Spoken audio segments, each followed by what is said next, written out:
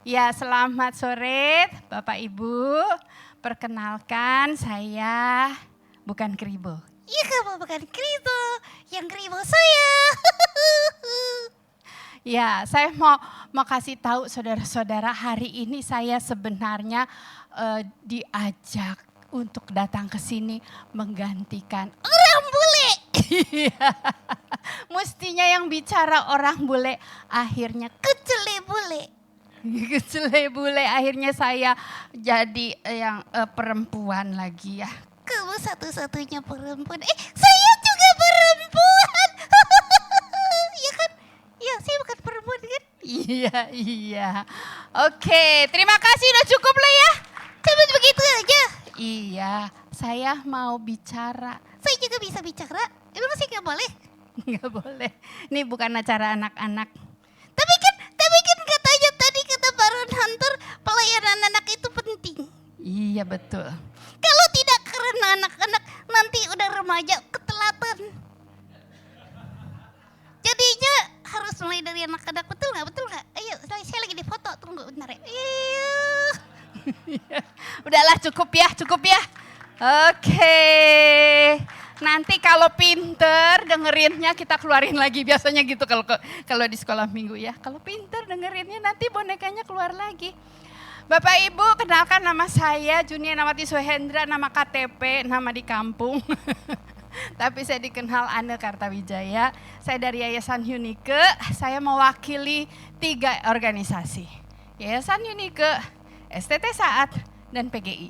Ya, jadi bersyukur tahun ini PGI membuat satu komisi yang baru, yaitu Komisi Keluarga dan Anak. Ya, ya. Karena dari konferensi nasional yang mereka lakukan, mengumpulkan krisis-krisis yang ada di gereja-gereja, mereka menyimpulkan krisis yang terbanyak adalah krisis keluarga. Karena itu dibentuklah Komisi Keluarga untuk menghadapi polikrisis ini. Tapi saudara-saudara, saya cuma punya waktu 4 tahun. Ya, kita harus berjuang bersama-sama. Ada 105 sinode yang harus dikerjakan oleh PGI. Masalah yang sering saya hadapi saudara, yang dikerjakan oleh PGI enggak turun ke gereja, ke sinode pun enggak tahu nyangkut di mana gitu ya. Jadi saya minta tolong saudara-saudara yang ada di sini, tolong ya, kalau PGI punya program, punya apa, tolong saudara sambut ya, berpartisipasi. Ada beberapa seminar yang sudah kita lakukan, namun tahun depan saya baru mulai bergerak ya saudara ya. Dan saya rasa ini salah satu step awalnya untuk kita bergerak dengan adanya D6 ini ya. Nah saudara-saudara, saya terus terang aja ya, jujur ya. Kenapa saya mau nyelip di sini? Karena saya ini sebenarnya muridnya temennya Pak Ron Hunter. Muridnya temennya Pak Hunter. Dr. Chris Shirley, ya, bukunya saya terjemahkan ada di depan, Pelayanan Gereja dan Keluarga. Jadi Ron Hunter, Chris Shirley, Richard Ross, True Love Waits, dan Karen Kennemore dan beberapa dosen-dosen di sana, mereka tuh yang memperjuangkan D6 ya sejak lama ya. Jadi waktu saya sekolah di Texas, disitulah saya mengenal banyak konsep-konsep itu dan saya bawa ke Indonesia melalui pelayanan Yayasan Unike. Nah saudara, saya mau sedikit menjelaskan ya, sedikit journey. Perjalanan pelayanan bagi saya itu adalah perjalanan kehidupan. Ya, jadi saya memulai pelayanan ini mulai kapan? Mulai saya menikah. Ya, saya mulai menikah, kemudian saya punya anak, dan ketika saya punya ini anak saya yang kecil dulu ya, masih baby. Ini anak saya yang pertama sekarang umur 29, yang ini umur 25 baru menikah kemarin ya. Itu sebabnya saya mau membantu Mark Landon menggantikan dia karena saya mengerti ketika anak menikah kita harus hadir gitu ya. Ya jadi ini perjalanan dari keluarga kemudian menggumuli how to be parents gitu ya. Kemudian akhirnya Tuhan pimpin sedemikian rupa tahun 2011 I went to Texas, to Southwestern Baptist Theological Seminary. dengan satu agenda mau tanya Tuhan, what next? Setelah sekian tahun kami, ini ada Bu Grace juga, Bu Grace boleh berdiri? Beliau juga dari Yayasan Unike.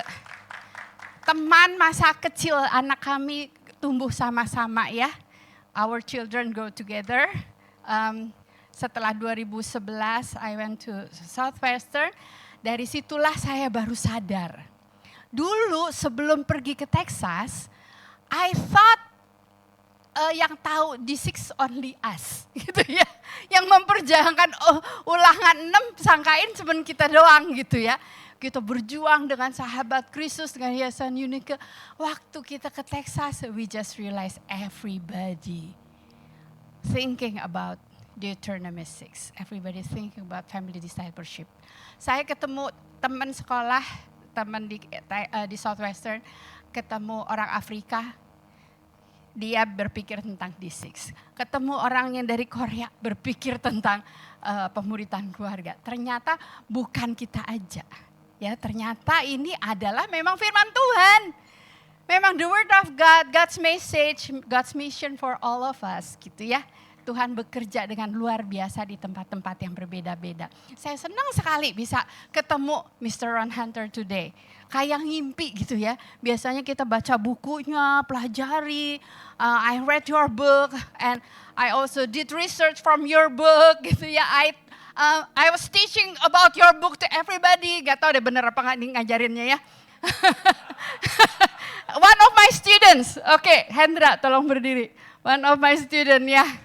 He is also MTH, Master of Theology from STT, Southeast Asia Bible Seminary in Malang. Ya. Jadi I was teaching there after I got PhD in Southwestern.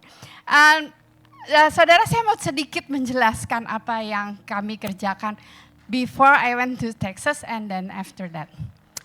Sebelumnya saudara, dari 97 setelah punya anak, saya berpikir begini saudara. Saya sebagai mother ya, kalau saya ke gereja, when I went to church, I didn't know what to do. Saya ke gereja bawa bayi mau ditaruh di mana ya? Saya duduk di mana ya? Saya duduk di dalam gereja, bayinya nangis. Saya tahu ke sekolah minggu, kayaknya nggak cocok buat bayi saya gitu ya. And then I started the ministry, and then I started class. Saya mulai kelas untuk very young age, jadi seumuran anak saya setahunan gitu. Nah setelah itu berkembang, akhirnya kami membentuk satu sistem pendidikan, yaitu Bina Iman Keluarga Sahabat Kristus. Sistem pendidikan yang bagaimana saudara, yaitu kelompok anak-anak yang bertumbuh bersama-sama dari bayi sampai dia besar gitu ya. Dan satu hal yang menjadi ciri khasnya adalah komitmen orang tua. Aduh saya senang sekali tadi waktu dengerin Pak Bambang, dengerin Pak Ron Hunter.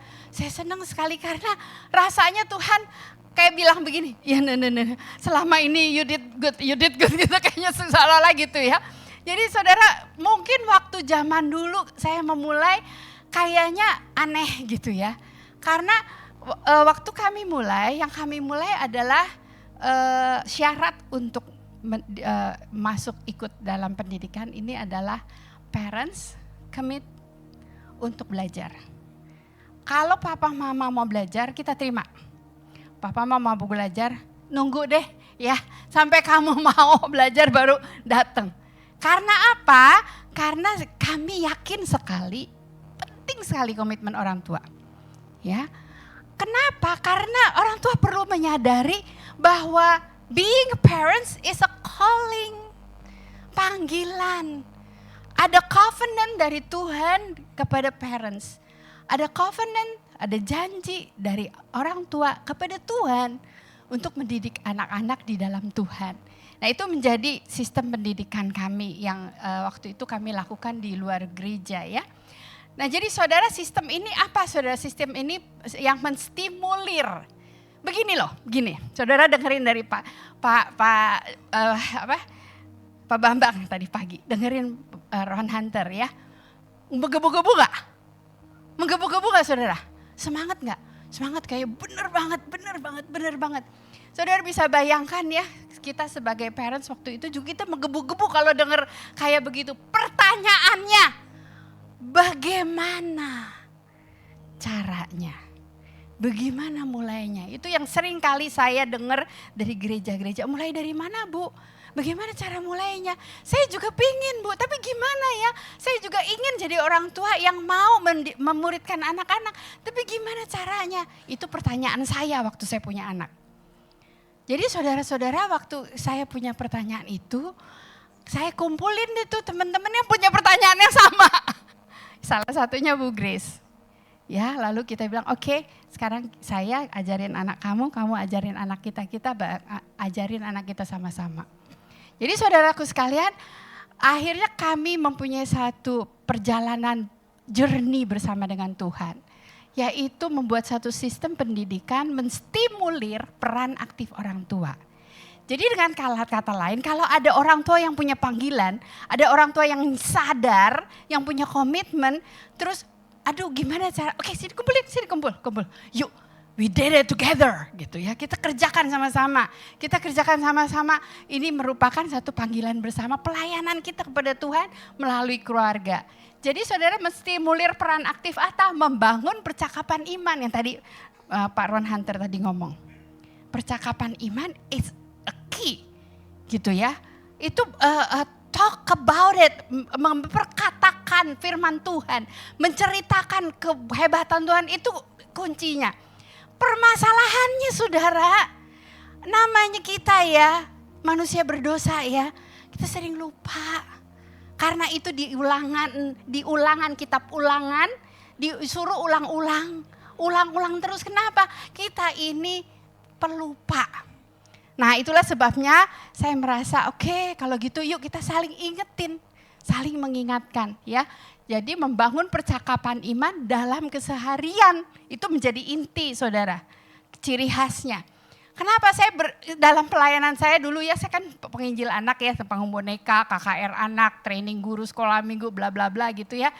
Cuman yang saya ngerasa yang kurang adalah memperlengkapi orang tua. How to equip parents, to help kids to talk about it, to have a conversation, faith conversation, percakapan iman begitu. Perlu ada yang dorong. Nah inilah kemudian kami coba membangun sama-sama. Ini foto-foto jadul ya, anak-anak saya masih kecil. Jadi di kelas tetap ada creative teaching, interactive teaching begitu ya. Belajar dari kehidupan. Tadi ya bicara soal iman itu belajar dari kehidupan. Kita menghidupi gitu.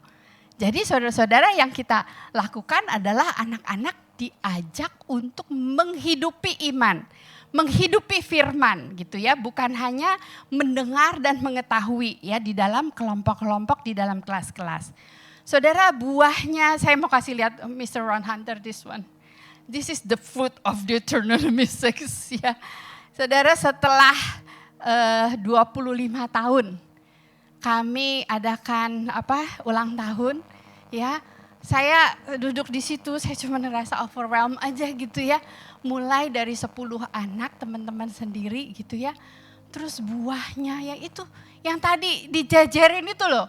1/168 itu gak cukup. Tapi kalau kita kerjasama sama parents, it's very powerful. Ini buktinya. Ini buktinya, evidence. Bukan karena saya loh. Ya, bukan karena ini benar-benar karena apa yang Tuhan katakan itu iya dan amin gitu ya. Ini baru satu grup saudara, kita bikin pagi dan sore karena gak muat. Jadi satu grup lagi. Ya saudara, saya melihat saudara ini, saya akhirnya saya waktu lagi renung-renungkan gitu ya. Saudara, kita sebenarnya lagi perang loh. Berasa gak saudara? We are in the war. Tahu gak perang apa? Influence. Kemarin saya mendengarkan teman dari PGI, dari media menceritakan tentang masalah digital. Ya kan 101/168 udah gak cukup. 1 jam di gereja pikirannya kemana-mana, gak nyampe sejam saudara. 5 menit kali, 5 menit pun udah kacau balau begitu. Jadi kita tuh sebenarnya berperang dengan influence. Kalau parent influence-nya nggak dikerjakan, 167 jam yang lain itu nggak dikerjakan, gimana gitu? Kita dosa. Menurut saya ya, kita dosa kalau kita nggak kerjakan. Saudara, ini influence, bagaimana influence-nya? Melalui komunitas. Sebenar-benarnya church is the community, benar kan? Tetapi masalahnya itu tadi segregasi itu yang membuat anak-anak nggak merasakan komunitas. Nah, saudara, jadi satu hal yang saya tadi pas dengerin Ron Hunter saya pikir, kenapa sih 101/168 gak cukup? Saudara, jujur ya. Waktu saya mengerjakan pelayanan ini, saudara, saya tuh punya banyak sekali idealisme. Ya, kalau kita kerjain anak jadi baik, jadi begini. Realitanya gak gitu. Benar gak Bu Grace? Ya, realitanya kita melayani. Kita berjuang. Tapi anak ya anak punya kehendak bebas, gitu kan? Mereka punya banyak pertanyaan. Tadi Pak Ron Hunter udah juga bilang, banyak pertanyaan, banyak pergumulan. Dan mereka pun enggak jadi ideal seperti yang kita pikirkan. Nah, disitulah saudara. Kenapa parents influence itu penting? Karena di luar 1/168, siapa yang eksis? Parents. Waktu anak itu jatuh. Waktu anak itu ngegebletak. Waktu anak itu mental illness lah, atau frustrasi lah, waktu lonely lah. Yang ada di situ siapa? Guru sekolah minggu? Enggak. Pendeta? Enggak. Pembimbing? Enggak. Siapa? Parents. Kalau parentsnya enggak di-equip, nah udahlah. Itu anak dalam perjuangan mereka. Mereka sendirian. Saudara, kami banyak di dalam, segitu banyak orang saudara ya, yang berjuang dan bergumul karena masalah ini, masalah itu banyak. Tetapi permasalahannya adalah kita berjuang bersama-sama as a family. Ya, kita berjuang sama-sama untuk menggumulinya. Nah, saudara, ini saya jujur ngambil dari bukunya DNA-D6. Ya. Jadi saya pernah minta izin, I don't know if you remember or not, but I asked permission to use the survey to do survey. And then I tried to modify the questions to be able to, supaya relate sama budaya Indonesia. Nah saudara, salah satu yang saya coba kerjakan, saudara, salah satu pertanyaannya pengaruh paling besar untuk anak usia 5-12 tahun di gereja. Ini dilakukan di 2018, 2024, 2025. Saudara lihat, yang paling berpengaruh siapa? Media online. Ya, TV udah gak zaman. Gereja kecil, sekolah mendingan lebih gede. Orang tua, teman-teman lebih besar lagi. Orang tua lebih besar. Tapi yang paling besar, media online. Saudara, ini kita lagi perang. Ya, perang influence. Nah jadi saudara, kita mesti berjuang. Saya merasa, saya cukup overwhelmed dengan waktu saya mempersiapkan ini. Saya gimana ya, saya lihat Tuhan tuntun ya, Tuhan pimpin. Saya yakin saudara-saudara punya ceritanya masing-masing deh. Kalau sharing gitu ya, wah saya juga dipimpin di dalam D6 ini begitu ya. Saudara, jadi 1997 saya mulai dengan Bina Iman Keluarga Sahabat Kristus Yayasan Unike. Kemudian kami adakan seminar pembaharuan relasi, SPR. Pertama kali waktu itu Pak Paul Gunadi yang membawakan, kalau saudara kenal. Disitulah pertama kali kami melakukan seminar pembaharuan relasi pasangan suami istri. Nah saya senang sekali setelah itu banyak gereja yang mulai menyadari pentingnya pernikahan, relasi pernikahan, ada marriage enrichment, ada pasutri dan sebagainya. Nah kemudian saya ke SWBTS, Whatsoever, saya kenal di Six Movement ya tahun 2011. Jadi seperti dikonfirmasi, ya jalanin terus. Ya it's like confirmation from God to say, ya continue, doing it gitu ya. Nah kemudian saudara, saya memulai gerakan U6 ya, karena saya pikir di sini belum ada D6. Jadi saya bikin-bikin sendiri, kan Alkitab kan gak apa-apa kan ya. Ulangan 6, belum minta license gitu ya. Jadi kita bikin gerakan U6, ulangan 6 gitu ya. Kita bikin ada undang pemimpin-pemimpin gereja semacam. Saya tahu, ternyata ada yang ambil license di Six gitu ya. Langsung ganti namanya. Jadi mandat pemuritan keluarga ya. Takut di su. Ya, walaupun ulangan 6 itu nama Alkitab, tapi takut disu. Jadi saya ganti namanya, mandat pemuritan keluarga. Nah kemudian 2015 saya mulai ngajar di STT ya. Dengan itu salah satu murid yang, lulus gak kamu? Lulus ya? Ya dia, nah disitulah saya memproses lagi apa yang saya sudah pelajari dari Texas itu dan saya terbitkan buku, terjemahkan buku Dr. Chris Shirley. Saudara beli bukunya ya. Itu buku ajaib loh, ada ceritanya. Tapi saya jangan cerita di sini kepanjangan. Tapi sangat ajaib itu buku, bisa jadi begitu ya, ditolong sama Pak Heman. Nah saudara, jadi kenapa saya mau ngajar di Malang, saya tinggal di Jakarta. Karena saya berharap pemimpin-pemimpin gereja punya konsep di Six ini. Karena setiap kali saya coba lakukan di gereja, mentoknya di siapa? Di pemimpin. Bener gak? Guru sekolah minggu bersemangat, pasutri bersemangat, apalagi parents bersemangat. Mentok di mana? Gembala sidang gak setuju. Pendeta bagian remaja gak setuju gitu ya. Jadi saya berjuang supaya pemimpin-pemimpinnya dulu nih nangkep konsepnya. Konsep pentingnya keluarga. Sinergi itu tadi kerja sama keluarga dan gereja. Dapat dulu gitu. Saudara dari 2015 itu juga gak berhasil amat sih ya Hendra ya. Tetapi itu susah ya. Gak gampang saudara ya. Nah kemudian saudara, puji Tuhan haleluya. COVID datang. Satu-satunya yang senang ada COVID. Orang-orang aduh lockdown lagi. Puji Tuhan pada lockdown. Kesempatan gue masuk ke rumah, ya kan? Kalau nggak lockdown kita nggak bisa masuk. Saya bikin kolaborasi pemuritan keluarga online. Di situ masuk deh tuh gereja-gereja lagi bingung-bingung kan kita ngapain nih. Yuk sini saya bantuin. Ayo bantuin. Nah saudara saya mulai kolaborasi pemuritan keluarga bersama STT Saat. Supaya gereja-gereja mulai mengerjakan. Nah habis pandemi selesai balik lagi as usual. Ya yang tadinya wah keluarga mau belajar, parenting segala macam. Udah selesai 2022 udah balik lagi. Sendiri-sendiri udah sibuk masing-masing. Yang paduan suara, yang mana. Anak-anak memble lagi, main gadget semuanya. Ya saudara, ini yang terjadi nih, naik turun.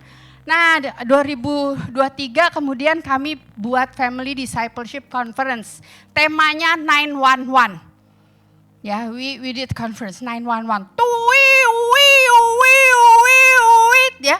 Ini udah urgent. Saudara, berapa banyak anak bunuh diri? Anak orang Kristen. Berapa banyak pernikahan cerai. Kita masih do as usual di gereja, rapat sampai jam 2 pagi nggak tahu ngerapatin apa. Ya, ngomongin apa nggak jelas gitu ya. Nah saudaraku sekalian, kita memulai di Family Discipleship Conference itu yang kemudian saya coba survei pertanyaan di Six itu kepada peserta Family Discipleship Conference. Nah, nggak tahu ya saudara, saya nggak ngerti kenapa.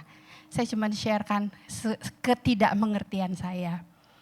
Tahun ini bulan Maret kira-kira saya diminta untuk menjadi ketua komisi keluarga di PGI. Ya, saya nggak ngerti. I don't understand what is going on. Apa yang Tuhan mau kerjakan. Saya cuma mau sharekan kepada saudara-saudara. Kalau Tuhan menaruhkan sesuatu di hati saudara, yuk kita berjuang sama-sama yuk. 4 tahun ke depan ini yuk, lewat PGI yuk. Udah jangan mikirin gue gereja mana, lembaga mana gitu ya. Kita selamatkan negara kita dulu nih. Kita selamatkan anak-anak bangsa kita ya. Jadi saudara, yang akan dikerjakan oleh PGI adalah memulai Ecclesia Domestika. Ya. Jadi gara-gara PR ini saya sekarang PR saya adalah buat panduan untuk 105 sinode. Wah, ngeri saya ya. Mau bikin apa gitu ya, banyak pemikiran-pemikiran yang berbeda. Nah saudara, tetapi ini adalah menurut saya satu kesempatan ya. Kita untuk membagikan kepada gereja-gereja konsep D6 ini. Walaupun dengan judul Ecclesia Domestika. Nanti urusan ini urusan belakangan ya saudara ya, kita bicarakan. Saya mau ceritakan sedikit evaluasi pemuritan keluarga, karena tugas saya yang sekarang ini di sesi ini adalah bagaimana tuh konsep-konsep yang bagus-bagus itu diterapkan di gereja Indonesia ya, di dalam konteks budaya Indonesia. Nah saudara, jadi tahun 2018 mulai 2013 kami coba sharekan kepada gereja-gereja apa yang kami sudah lakukan di Sahabat Kristus. Nah 2013 itu kira-kira ada 13 gereja. Saya dapat insight dari mana? Dari itu buku-buku collaboration segala macam dari teman-teman di Texas gitu ya. Nah saudara, kemudian kami adakan survei. Awal pula cuma sedikit gereja, kemudian makin lama makin banyak gereja yang terlibat. Tujuannya adalah untuk mempelajari dampaknya, mengukur keberhasilan dan menemukan parameter yang memberikan dampak positif gitu ya. Dan kemudian kita coba bandingkan. Jadi pelaksanaannya itu di Jakarta, Malang, di online dan Indonesia, dan ada gereja dari Jepang juga, ada gereja Indonesia. Nah ini sinode yang saya kuningin ya, yang cukup rajin gitu ya. GKY, GKI, sama terakhir GII dan GKA dan beberapa sinode yang lain. Tetapi ada gereja-gereja yang rajin dari 2013 konsisten. Salah satunya adalah GKI Layur di Jakarta ya, jadi dampaknya itu kelihatan banget. Jadi saudara, ini yang kami coba untuk lakukan ya, sampelnya kriterianya kira-kira seperti itu. Memang begini saudara, yang mengikuti ini adalah pemimpin gereja, yang ngisi adalah pemimpin gereja. Jadi isiannya adalah berdasarkan persepsi dari pemimpin gereja. Nah saudara, satu hal yang kita mesti pikirin sama-sama begini. Saya skip sebentar ya, saya nyelip dikit. Begini, waktu kita bicara tentang pelayanan keluarga, family ministry, itu di dalam otak tiap orang itu macam-macam.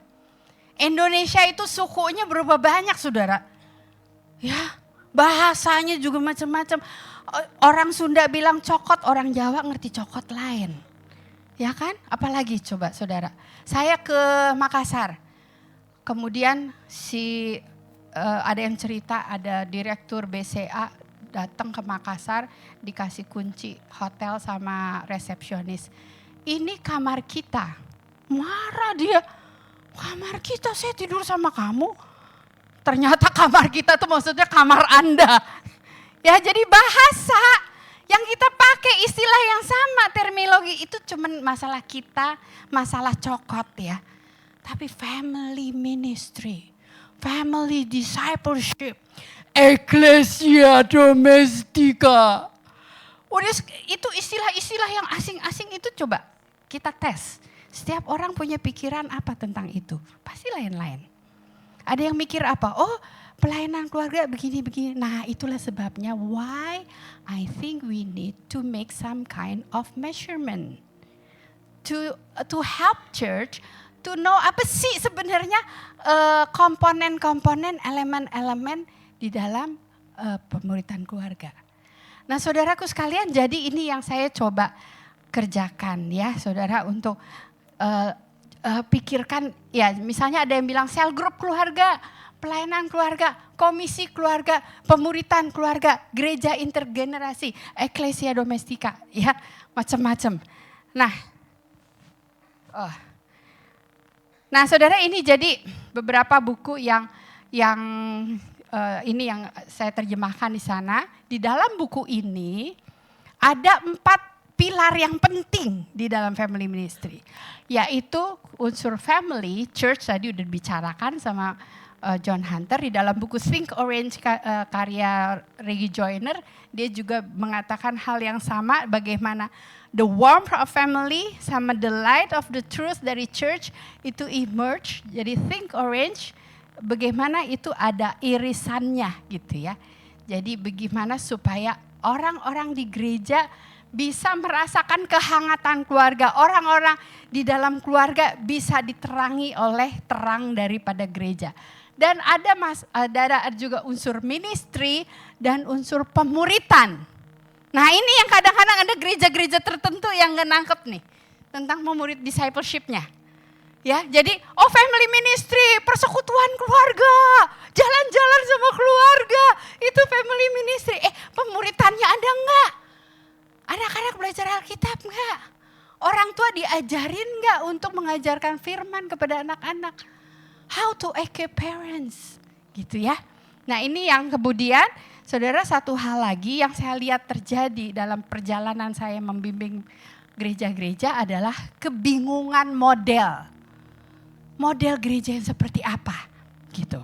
Ya di dalam satu buku Perspective on the Family Ministry itu ada gereja gitu banyaknya programmatic family ministry. Wah kalau bulan keluarga gitu sibuk.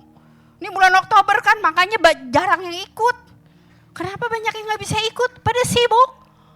Ini bulan keluarga, October is family month in the churches. So they are busy gitu ya. Nah tapi saudara, kadang-kadang kita cuma programnya banyak. Waduh, kalau udah bulan keluarga gitu ya. Wah, keluarga-keluarga dia masak apa, pakai baju samaan gitu ya. Is that family ministry? Ya mungkin sebagian iya gitu ya. Nah saudara, ketika mau diterapkan kadang-kadang bingung modelnya jadi kayak apa. Kadang-kadang begini. Itu gereja bagus tuh, bisa tuh begitu tuh. Kita ikutin ya. Not necessary applied. Remember, Indonesia has a lot of cultures, different context, different culture. Nah, jadi kita mesti mencoba untuk melihat bagaimana model yang cocok untuk gereja kami, begitu. Dengan prinsip-prinsip yang dipegang, prinsipnya nggak berubah gitu ya, tetapi modelnya. Ya, jadi saudara, ini yang saya coba untuk sharekan kepada saudara dari survei atau evaluasi yang kami lakukan ya. Presentasi pandangan keluarga atas pemuritan pertumbuhan rohani hanya terjadi di gereja. Ternyata saudara, kalau kita lihat di sini ya, pandangan pemuritan hanya terjadi di gereja justru meningkat gitu ya dalam 2 tahun terakhir ini. Tapi terus terang survei ini memang perlu dikaji ulang karena kan yang ikut lain gitu ya. Mesti dilakukan di gereja yang sama sebenarnya kalau tahu meningkat atau tidak meningkat. Tetapi intinya adalah kalau kita lihat masih banyak gereja-gereja yang jemaatnya berpikir pemuritan itu hanya terjadi di gedung gereja. Gitu. Pemuritan terjadi di rumah itu masih sedikit ya. Kemudian saudara kita lihat lagi pertanyaan persentase orang tua mengetahui cara melakukan percakapan mendalam. Tadi kan bicara soal percakapan iman ya. Sekarang kita mau lihat bagaimana. Saudara, pola serupa terlihat dari data 3 tahun yang berbeda, mayoritas 70-80% orang tua dirasakan kurang begitu menguasai ya. Kurang menguasai percakapan iman. Ini jadi PR buat kita. Equip parents to do untuk melakukan percakapan iman, ya. Nah, saudara, saya nggak bisa membahas semuanya. Saya cuma mau highlight satu hal. Tadi Pak Ron Hunter bicara soal Yosua 24 ya. Saudara coba baca baik-baik. Menarik sekali Yosua ini. Ini adalah litany. Saudara-saudara di gereja Sukalitani, Yosua kasih panggilan beribadah kan ya, aku dan keluargaku bla bla bla bla bla begitu kan. Kemudian umat menjawab, sekali-kali kami tidak akan meninggalkan Tuhan untuk beribadah kepada ilah-ilah lain. Terus Yosua bilang lagi, takkan sanggup kamu beribadah kepada Tuhan. Sebab dialah Allah yang cemburu dan kudus. Terus umat, tidak, hanya kepada Tuhan saja kami akan beribadah. Gitu kan. Terus Yosua bilang, kamu ya saksinya ya. Kamu ya saksinya terhadap dirimu sendiri. Terus umat bilang, kamilah saksinya. Gitu ya. Nah terus lanjut saudara. Terus Yosua bilang, sekarang singkirkanlah ilah-ilah. Jadi saudara enggak omdo. Komitmen. Waktu kita ngomong di gereja. Waktu kita khotbahkan. Saudara berani enggak saudara? Tantang mereka untuk membuat komitmen. Enggak banyak gereja yang berani. Enggak banyak. Apalagi kalau berkaitan dengan majelis dan sponsor gereja. Gak berani saudara. Saudaraku sekalian, tapi ini yang Tuhan minta. Singkirkan ilah-ilah asing. Condongkanlah hatimu kepada Tuhan. Saudara evaluasi deh di gereja. Kecondongan hati orang-orang yang rajin, yang aktif itu. Condongnya kemana? Kepada Tuhan? Atau kepada diri sendiri? Atau kepada hal yang lain. Saudara, kemudian apa? Yosua mengikat perjanjian, membuat ketetapan dan peraturan, menulis dalam kitab hukum Allah, mendirikan batu peringatan. Ada tindakan nyata, saudara ya. Kemudian Yosua bilang sesungguhnya batu ini akan menjadi saksi. Sudah itu Yosua melepas bangsa itu pergi, dan saudara sesudah peristiwa itu Yosua bin Nun mati, gitu kan ya. Nah ini yang saya mau ngomong. Hakim-hakim 2 bilang, setelah seluruh angkatan itu dikumpulkan kepada nenek moyang, bangkitlah sesudah itu mereka angkatan yang lain yang tidak mengenal Tuhan ataupun perbuatan dilakukan bagi orang Israel. Pertanyaannya, why? Kenapa? Saudara, ini pertanyaan lama, saya pikir-pikir, cari-cari sendiri, jawab-jawab sendiri gitu ya. Sampai akhirnya saya ketemu di sini yang tadi dibacain. Mungkin you will talk about it tomorrow. Maybe. I don't know. But this is what I found. Nehemia 8 ayat 18 bilang apa? Seluruh jemaat yang pulang dari pembuangan membuat pondok-pondok tinggal di situ. Memang sejak zaman Yosua bin Nun sampai hari itu orang Israel tidak pernah melakukan yang demikian. Saya bilang, wah Tuhan, apakah ini jawabannya? Tolong ya teolog-teolog, para ahli biblical, coba nanti diskusi. Tapi saya merasa kayaknya ini jawabannya. Something missing. Saudara, apa yang missing? Dari zaman Yosua sampai zaman hakim-hakim, apa yang missing? What happened in the pondok daun tadi udah dibicarakan. Yaitu papa, mama, anak-anak ngobrolin apa? Ngobrolin tentang Tuhan. Saudara sedih gak sih? Oh saudara lihat apa yang diobrolin sama keluarga-keluarga Kristen sekarang di gereja saudara. Masing-masing lihat TikTok.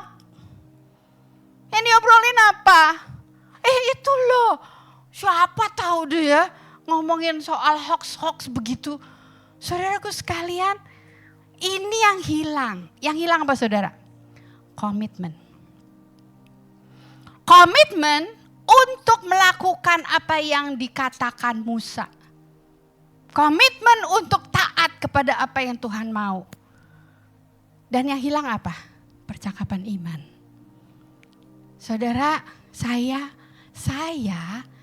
evaluasi diri saya. Mungkin saya juga tidak melakukan dengan baik untuk anak-anak saya. Tapi saudara, ini komitmen yang harus. Nah saudara, ini yang kami tetap lakukan whatever happen gitu ya. Yang kami lakukan percakapan iman suami istri. Ya, ini yang saudara bisa, ini saya terakhir tips-tips yang saudara bisa lakukan di gereja. Percakapan iman dalam komunitas orang tua, KTB orang tua. Papa mama perlu punya tuh teman-teman untuk ngomongin, anak kita gak bisa ini, anak kita lagi begini, anak kita, oh iya anak gue juga begitu. Saudara coba ya, saudara perhatikan ya gereja-gereja yang sudah melakukan. Kita kasih pertanyaan starter refleksi, cuma satu pertanyaan. Kalau mereka udah jadi tuh kelompok bisa diskusinya 2 jam, heran tuh ngapain yang ngomong ya. Tapi kalau udah akrab begitu ya, Percakapan iman orang tua dan anak, orang tua perlu dibantu saudara. Ya, Bu Grace benar ya. Orang tua perlu dibantu. Apa yang mau dipercakapkan kepada anak-anak? Percakapan iman orang tua dengan remaja sebelum masuk remaja. Anak remaja itu lagi mutung-mutungnya, lagi bete-betenya. Tapi perlu dibantu. Nanti saya ke Solo kemarin di Makassar untuk bantu ini nih. Supaya orang tua sama anak remaja bisa ngobrol. Percakapan iman dalam komunitas orang tua anak. Orang tua papa-papa, father and kids, father and son, father and daughter. Percakapan komunitas dalam komunitas anak, kakak dan adik, brothers, sisters gitu ya. In the family, di gereja. Ayah dibantu untuk bisa berdoa untuk anak-anaknya. Gak semua ayah bisa, gak semua ayah mau untuk berdoa bagi istri dan anak-anaknya, tapi perlu dibantu oleh gereja. Doa dalam keluarga anak dan remaja sebelum anak-anak ini menjadi mahasiswa. Doa ayah untuk anak perempuannya, father and daughter. Saudara, kita banyak ribut soal LGBT dan sebagainya. Tetapi apakah kita memperjuangkan untuk memperkuat gender dan mensyukuri gender yang Tuhan berikan? Dan melatih orang tua, doa ibu untuk anak perempuannya, latihan-latihan, mother untuk kemudian menolong anak-anaknya mempunyai apa yang dikatakan di Amsal 31. Pengalaman iman ayah dan anak laki-laki, experiential learning bersama siapa? Bersama parents. Tapi siapa yang bantu? Gereja. Bantu memberikan wadah supaya ada kesempatan. Oke, terakhir saya pasang video ya.